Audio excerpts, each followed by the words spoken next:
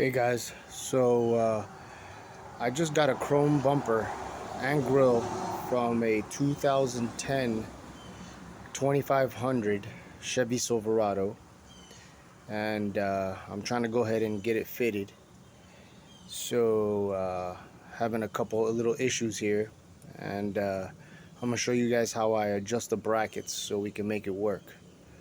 Let me give you a quick view of what's going on here.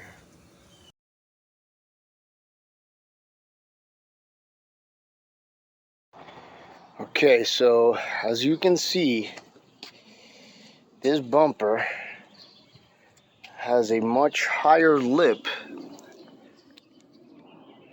than the one that I had before, thus giving me a clearance issue with my headlight and obviously the HD grille, which is supposed to go into this slot right here. So I'm having to modify the bracket that it sits on, which is right here. And just to give you a quick difference in size of this lip right here, this is the old bumper. So you can tell that that is a quite big difference in gap. So we're going to modify the brackets. I'm going to show you how it goes. And show you how we get it done. Alright guys, so this is what I'm talking about. This is the bracket that connects to the bumper on the frame, right? So as you can see, that's the original positioning of the bracket.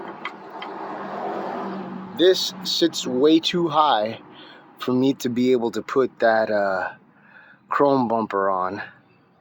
So I'm gonna have to modify this. Now I already did some mocking up, and give me a second. Let me see if I can go ahead and take this off.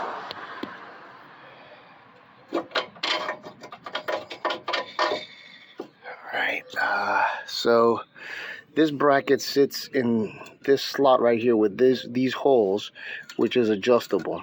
Now I was thinking that I could loosen it up and bring it down to here and I would have clearance, but that is not the case. So after several tries of mocking this thing up, I figured by putting this bracket flush against this mount right here, it would be able to give me the clearance for the lights. Now obviously it doesn't have holes for me to go ahead and mount it this way. So what I'm gonna have to do also, as you can see, this bracket right here has this slot, that slot right there in the middle. So when if I were wanting to sit in this flush position, it hits right over here. So my plan is to go ahead and notch this right over here and on this side as well, so I can go ahead and position this flush on the frame and seat it all the way back to its original position. And then obviously I'm gonna have to go ahead and drill it out, put my own bolts, maybe try to use the factory ones, but I don't know. So this is the clearance difference up here, and where I need it to sit is about right here, all the way back. So give me a couple minutes and we'll get that done. Alright guys, so I marked where I want this bracket to go ahead and line up. It needs to go ahead as far back as here, so that way I can have proper alignment with my fenders. And this section right over here is what I will be notching, so I can go ahead and have enough space to slide it back that far. So we're gonna go ahead and give it a go and see how it works out. Also, another thing, when I was mocking this up yesterday, is you see this little lip right over here? That lip right there is about 3/4 of an inch, and I was kind of hoping that I would be able to grind that off and it would give me the difference in spacing. But as you can see, this is how high it normally mounts, so that's not really gonna go ahead and do much. But if I were to get it just to sit just like that and slide it back, I think we are good to go. But we shall see. So stay tuned, and I will go ahead and let you know how it goes. All right, guys, we just got done with the hack job, just to show you what I had to do here.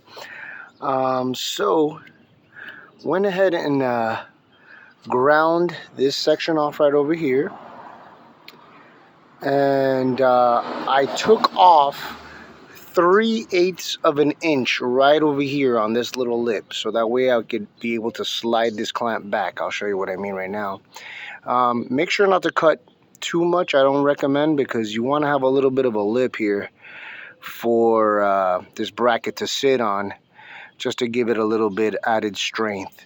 So just to give you an idea, this is where I want my bracket to sit. Obviously I have my little marking lines right over here. So as you can see, I got it sitting pretty close to where I like. I had to take off that 3/8 of an inch just to be able to slide it back over this way. And to give you an idea of the difference in height, this was its lowest position where it sat stock, and this is where I would like it to sit. So we're gonna mock that up and see how it goes. Guys, make sure that you're using your safety gear when you're doing this stuff. I'm using my angle grinder here. I got my face shield. So definitely want to go ahead and take precaution of what you're doing. You don't want to get hurt. But now I'm off to the other side, and then once I go ahead and mock this up, I'm going to sit my bumper on there and see how it's sitting. And if it's sitting good, I'll go ahead and mark some holes so I can go ahead and bolt this up. But I want to make sure she's sitting good, and I have proper clearance with my headlight here. Sorry guys. And I have proper clearance from here to here with the bumper and the grill. All right, stay tuned. We'll go ahead and get it done. All right, guys, back here with another little tip. Already did the other side. Now, just want to show you. On this side, we have this bracket which holds both bolts that go through that member right there. So on this side, what I did was, oh crap, it's still a little too hot.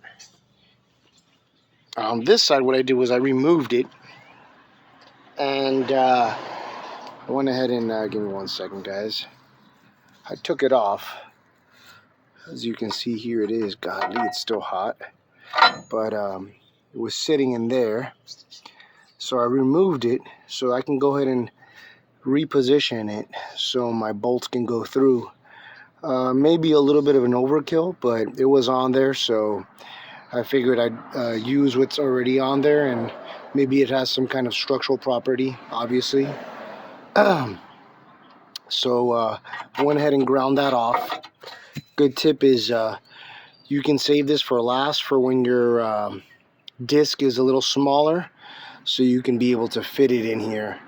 So I just pretty much ground it down, not all the way, but enough to be able to hit it with a hammer and break it free, and then I just came back with the grinder and cleaned off the surfaces there. So this is the piece. And we're going to go ahead and reposition it. I already marked the holes. So we're going to go ahead and drill those out and reposition it and get her done. Alright guys, we'll be right back. Alright guys, so I got my holes drilled out. Just wanted to go ahead and give you a quick little look what we got going on here. This is the bolt assembly that connects to the bracket right here. Here's a picture of more or less where the holes have to be to get them in the correct position. So as you can see, this goes right through here and right through there. That's going to hold on this bracket right here.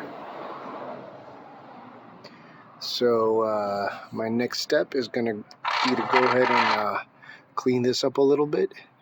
I'm going to get some paint on there. I gave it a couple coats already, but it's a good idea that after you're done grinding or drilling anything, you know, give it a couple shots of some Rust-Oleum, just so that way you don't have bare metal exposed to the elements. So alright guys, stay tuned for the next step. Alright guys, so here's the final product. Went ahead and got everything bolted up. Took a little bit of finagling to get it to line up right. And still see I need a little bit more adjustment, but overall, like the way she came out. I think it's an upgrade from what I had before.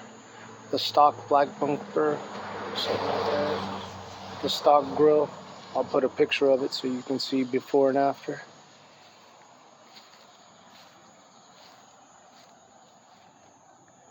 Alright guys, thanks for watching.